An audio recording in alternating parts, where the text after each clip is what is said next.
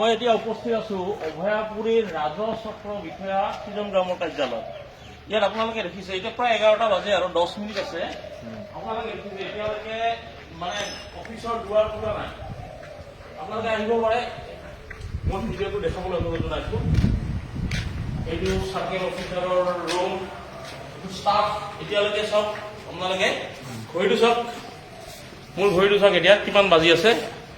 এতিয়া 11টা বাজিব 10 মিনিট আছে।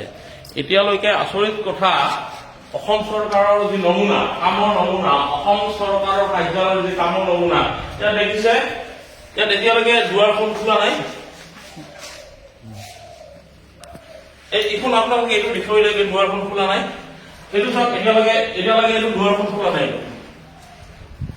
11টা বাজিছে, আৰু দেখুৱাইছো আপোনালোকক, আৰু দেখুৱাইছো। এতিয়া এনেকুৱা যদি অৱস্থা হয়,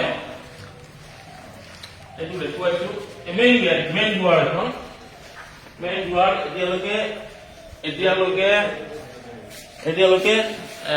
আপোনালোকে দেখিছে এতিয়ালৈকে দৰ্জা খোলা নাই। এতিয়ালৈকে অকল চকীদাৰে তালাটো খুলি দিছে, দৰ্জা খিৰিকী সকলো বন্ধ। 11টা বাজিল। আমাৰ কৰ্ম সংস্কৃতি আপোনালোকক দেখুৱাইছো, দেখিছে।